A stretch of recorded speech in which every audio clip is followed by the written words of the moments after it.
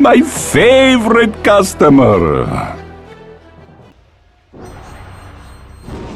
Can they make some sort of jump that catches Falcons by surprise? Save. Leading the way, they'll get the vision set up. The smoke will dispel here. Save's going to jump straight away. They're going to find Sneyking. Can they kill him? Though Malr1ne is in with a counter play. The two-man. Meras's gone. They're fully committing it onto Sneyking, but they can't kill him. He pretty much fully heals. They just can't do the damage. Falcons survive. Now tap out. GG is called. Falcons dominate game one. This one was not even close, it felt like. You know, we talked up BBT's early game, talked how sometimes they can get these advantages early on. That didn't happen, Owen. It's going to be back to the drawing board, it feels like a bit for them, as Falcons comes in very prepared today. Oh, they really do. What a way to start their show here on the main stage, Falcons. And yeah, BB team, I mean, not just a loss, but a rough loss as well. We're going into a series in which, you know, this next game too, they've just never been able to win that in a best of three. They've never been able to take a series against Falcons.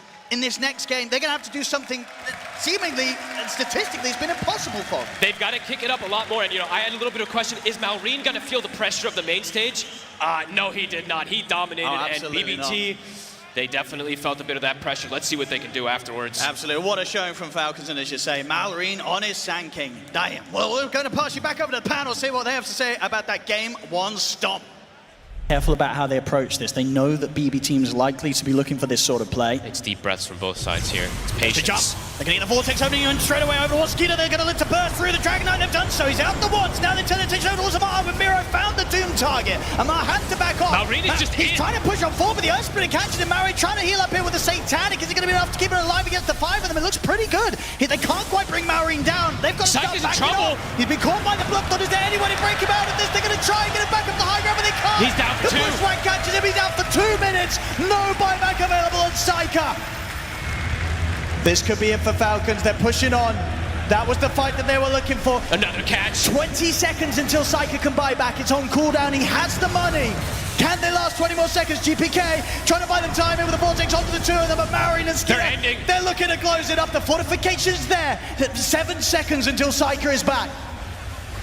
Can they push them off? I mean, with these two rapiers now on Falcon's side, I think they push fast. Mirror's in with the Doom. GPK trying with it, but Ammar's in with the save. He's going to get Skiter into the car. The throne's dying. They allow Skiter to keep hitting the edge and close the game up without any interruption. GG is called. Falcons, they'll do it 2-0, knocking BB team out once again. This was one of the better recoveries I've seen from BBT playing versus Falcons throughout this year, but it didn't matter. One mistake on that high ground push, Falcons capitalize.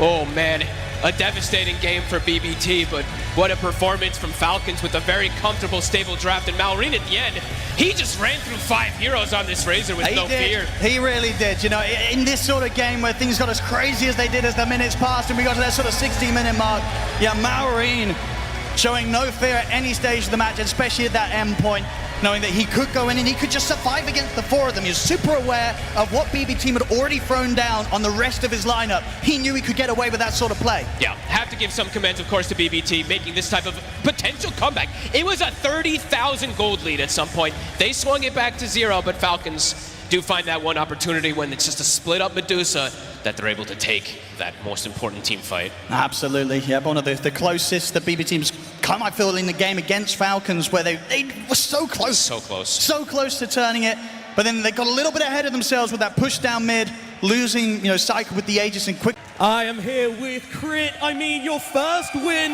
in front of the home crowd. How does that feel? It's very special. I didn't really know how I was going to react playing here. The days leading up, like just being at my apartment and then going straight to TI, it's crazy. I'm hearing a lot of support from the crowd, which must be nice, but how do you keep your head in the game during this match? Because it got pretty crazy. Yeah, I mean, we're a very composed team. I think it helps. We have experienced players like that are very good at it. The booth's also very soundproof, so that helps. Yep, soundproof boost will certainly do the job for you. And of course, you talk about experience, but of course, you also have Malr1ne here as well. This is his first TI main stage. What was it like for him? You know, he seemed so cool, calm, and composed coming into these lanes and just demolishing. You know, was that because you guys were helping him out, supporting him, or is he just a cool character?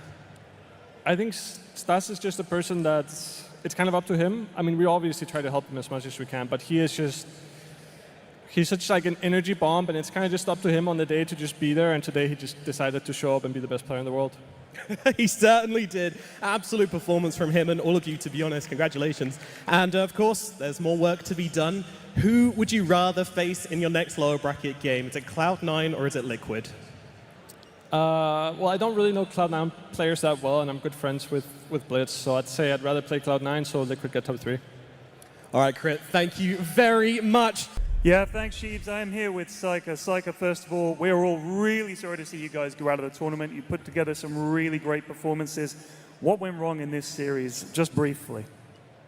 I mean, I guess we were just worse. First game, we had the kind of free lanes, and we couldn't really make move first, I guess. And the second game, we just got crushed from lanes, from bot and mid, and the game was hard from that point. But you guys were so close to pulling it back. It was a fantastic series. Did it feel a little unlucky to bump into your year-long enemies, Falcons, here in the lower bracket?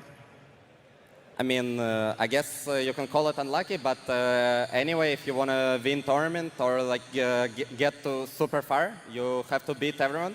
So that's just life.